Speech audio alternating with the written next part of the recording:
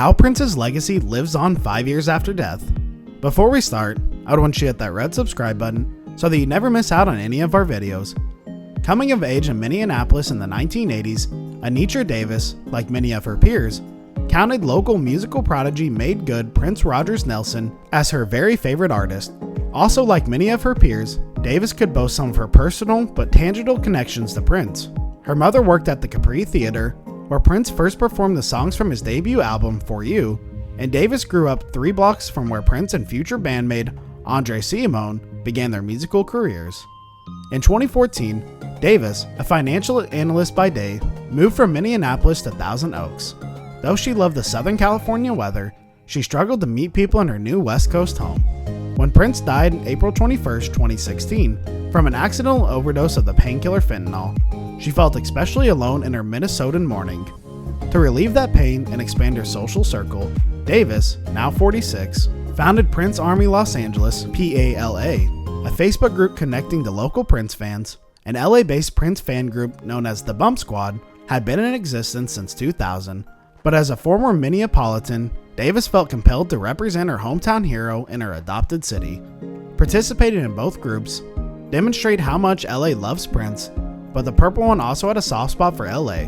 For several years, Prince had a palatial mansion in the Hollywood Hills where he would throw his legendary 3121 parties and entertain a wide array of celebrity friends, including Stevie Wonder and Joni Mitchell.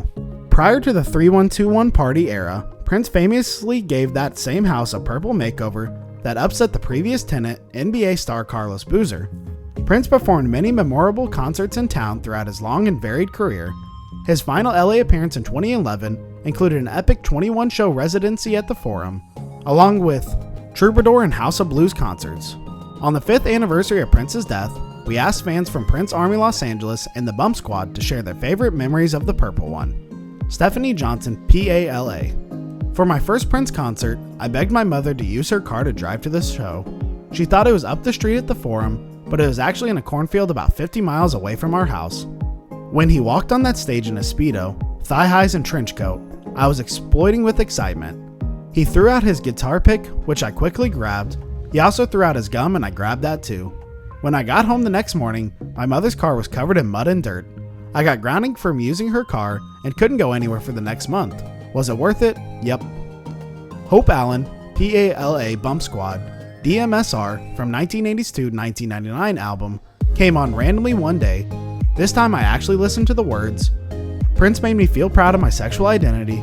Previously, I was made to feel like I should hide my feelings. Prince was just as proud of his sexuality as he was about God.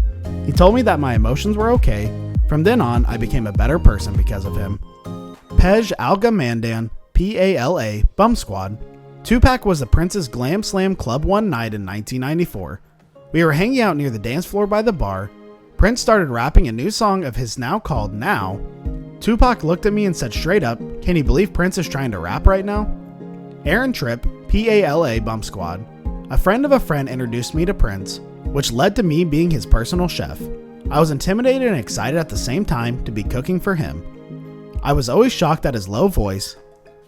He was pescatarian to start with, fish once a week, then mainly vegetarian, and finally borderline vegan near the end of his stay in LA many nights. It was just Prince and myself in his 30,000 square foot mansion.